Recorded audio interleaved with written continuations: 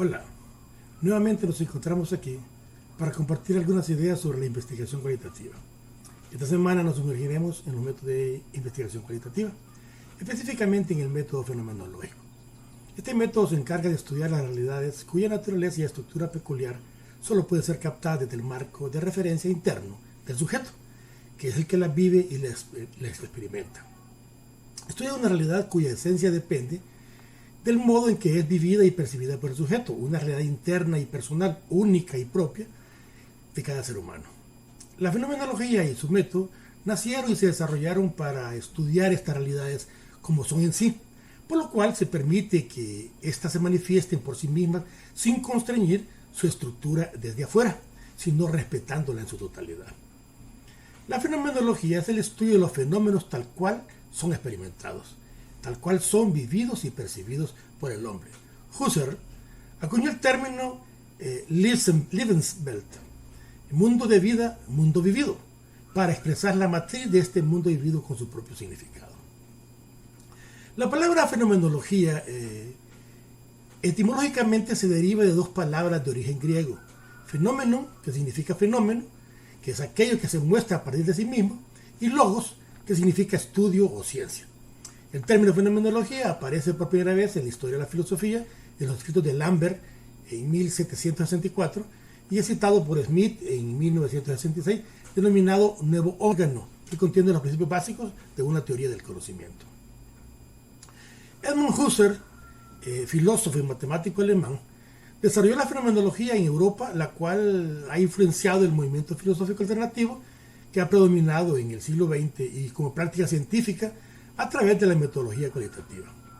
Husserl, como fundador de la fenomenología, describe el significado de las experiencias vividas de los seres humanos acerca de un fenómeno con el objeto de conocer la estructura esencial de una experiencia.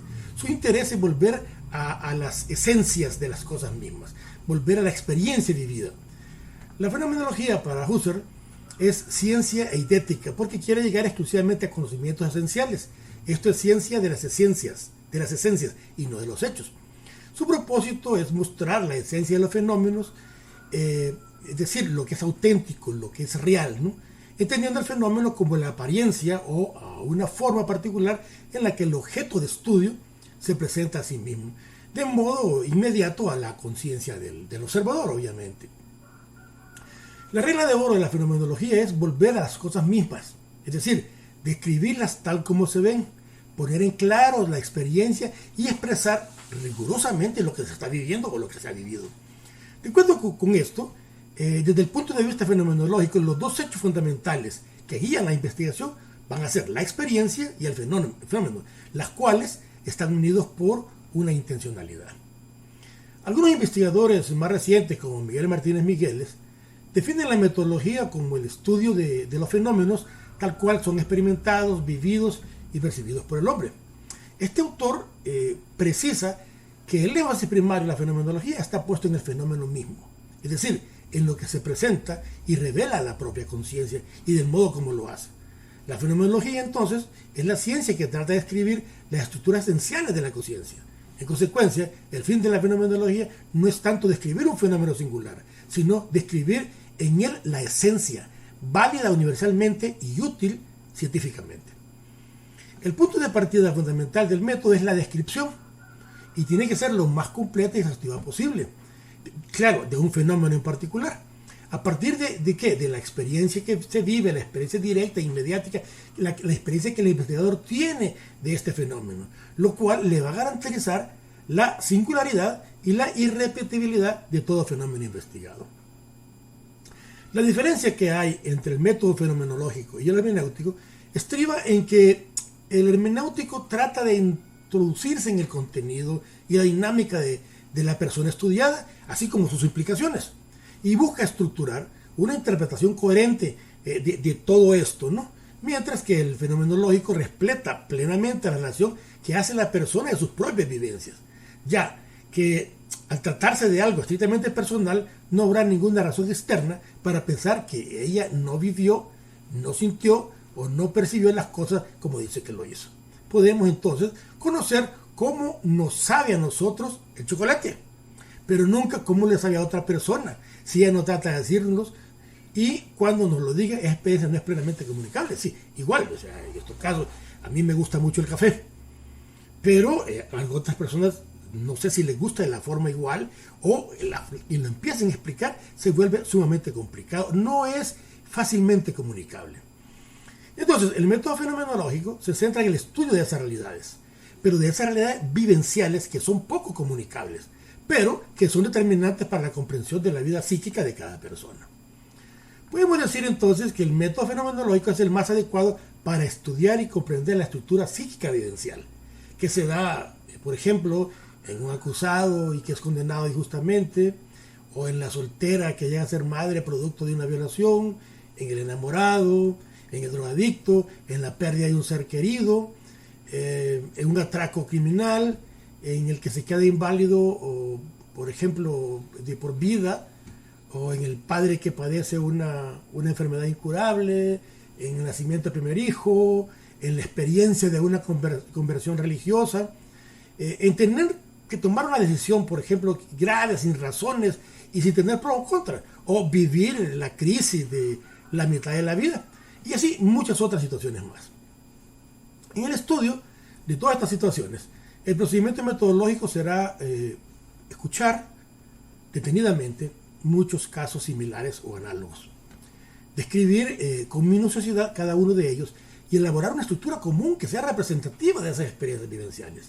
Ciertamente, la simpatía de que tanto nos habla Mark Scheller o la empatía de Rogers será un modo de conocimiento que nos ayudaría a comprender esos estados que nosotros no hemos vivido y que quizás jamás viviremos. Podemos, mediante una cierta evidencia vicaria, aproximarnos de algún modo a esas realidades. En estos casos tendríamos una explicación del método fenomenológico en sentido estricto. En un sentido amplio se aplica en las investigaciones psicológicas, sociológicas, educacionales, etc. En todo aquello en que se pone el énfasis a partir de una descripción de la conducta humana lo más desprejuiciada y completa posible. Y se siguen después los pasos normales que señalaremos más adelante. Para alcanzar una buena comprensión del enfoque fenomenológico, debemos entender que la fenomenología no es meramente subjetiva, sino que más bien desea entender lo objetivo en términos de los actos subjetivos, en los cuales aparece siempre lo objetivo, y por tanto es relacional, no solamente vivencial. También trata de entender el mundo y sus objetos como son experimentados internamente por las personas. No es un mero estudio de casos individuales, sino que empieza con ejemplos concretos como base para el descubrimiento de lo que es esencial, de lo que es generalizable. La fenomenología no es anticientífica, sino que es un modo de practicar una forma diferente de ciencia. No es especulativa, sino descriptiva y reflexiva. No se opone a los datos, aunque emplea la variación imaginativa de los datos descriptivos. Siempre comienza con una experiencia concreta. Al seguir el método fenomenológico, podemos distinguir las siguientes etapas, que son descriptiva, estructural y de discusión. En cuanto a la etapa descriptiva, el objetivo de esta etapa es lograr una descripción del fenómeno de estudio y que sea lo más completa posible y que no sea prejuiciadamente, que refleje la realidad vivida por la persona, su mundo, su situación en la forma más auténtica. Y esta etapa consta de 3 pasos. El primer paso en la esencia es la escogencia o la elección de la técnica o procedimiento. Aquí lo que se pretende es lograr la descripción lo más exacta posible para varios procedimientos. La observación directa o participativa en los eventos vivos, en la cual tomamos notas, recogemos datos, etc., pero siempre tratando de no alterarlos con la presencia del investigador. Dentro de estos tenemos, por ejemplo, la entrevista coloquial o dialógica, que se da con los sujetos de estudio, y antes de entrar a esta etapa, a platicar con estos objetos de estudio, se debe estructurar las partes esenciales, y así que va a contener este diálogo, y así obtener la máxima participación de los entrevistados, y sobre todo lograr una mayor profundidad de lo vivido por el sujeto. También tenemos la encuesta o el cuestionario, que también deben ser parcialmente estructurados, deben ser abiertos y deben ser flexibles, de tal manera que se adapte a la singularidad de cada uno de los participantes. Tenemos también el autorreportaje. Este se lleva a cabo a partir de una guía que nos va a señalar las áreas o las preguntas fundamentales que vamos a tratar. Y hay que ver también que estos procedimientos no son excluyentes, sino que bien se integran en la práctica. Podemos aplicar los tres o solo uno o dos en particular. En cuanto al segundo paso, este consiste en la aplicación de la técnica o procedimiento seleccionado. Toma en cuenta varios aspectos. Por ejemplo, que nuestra percepción aprende estructuras significativas, es decir, generalmente vemos lo que esperamos ver. Los datos casi siempre son una u otra hipótesis, nunca observamos todo lo que podríamos haber observado, y además la observación siempre es selectiva y siempre hay una correlación funcional entre la teoría y los datos. Las teorías influyen en la determinación de los datos tanto como estos en el establecimiento de las teorías. No obstante, la puesta en práctica de estas consideraciones, como cualquier intento de una objetividad rigurosa, es muy difícil. Es casi imposible realizar con tanta pureza, ¿no? Aunque para lograrlo se requiere una considerable actitud, mucho entrenamiento y sobre todo autocrítica. El tercer paso de esta etapa descriptiva es la elaboración de la descripción protocolar, ¿no?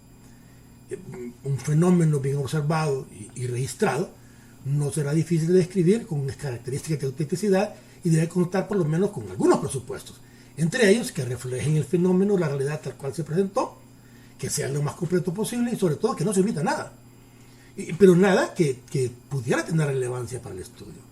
No debe contener elementos proyectados por el observador, no debe tener ideas suyas, ideas consagradas ni prejuicios propios o hipótesis plausibles, nada que recoja el fenómeno descrito en su contexto natural.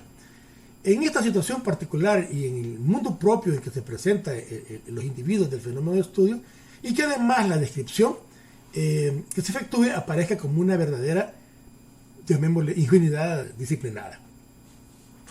Pasamos luego a la etapa estructural. En esta etapa el trabajo se centra en el estudio de las descripciones que se contenían en los protocolos. Es decir, la etapa estructural es una consecuencia de los protocolos diseñados en la etapa preliminar. Estos están constituidos de varios pasos entrelazados, y aunque la mente humana no respeta secuencias tan estrictas, ya que la actividad cognitiva que tenemos se adelanta o vuelve atrás con mayor rapidez y con bastante agilidad para dar sentido a cada elemento o aspecto, y no se detiene en cada uno viéndolos por separado, sino más bien de acuerdo a la prioridad temporal de la actividad que se pone énfasis, ¿no? Es recomendable seguir la secuencia de estos momentos para tener un mejor análisis de los fenómenos estudiados. Esta etapa tiene una serie de pasos. El primer paso es hacer una lectura general de la descripción de cada protocolo, ¿no? Entender esa forma en que vamos a plantear las preguntas y en que vamos a obtener esa experiencia de cada sujeto en particular. Segundo paso, delimitar las unidades temáticas naturales, es decir, qué temas están inmersos en toda esa información que vamos a obtener y delimitarla a un tema en particular. Luego el tercer paso es determinar el tema central que domina cada temática. Luego el quinto paso es integrar, más bien sería la expresión del tema central en lenguaje científico, es decir, expresar el tema central de todas esas categorías que definimos en un lenguaje específico. Luego, el quinto paso sería la integración de todos los temas centrales en una unidad descriptiva. El sexto paso sería la integración de todas estas estructuras particulares en una estructura general. Y por último, hacer ya la entrevista o aplicar la técnica elegida ante los formatos claves. Y por último tenemos la etapa de discusión de los resultados. En esta etapa se intenta relacionar aquellos resultados que obtuvimos en la investigación con las conclusiones o hallazgos de otros investigadores y los comparamos, los contraponemos o los complementamos. Y de esta manera vamos a tener una mejor comprensión de las posibles diferencias o similitudes que existan en estos estudios.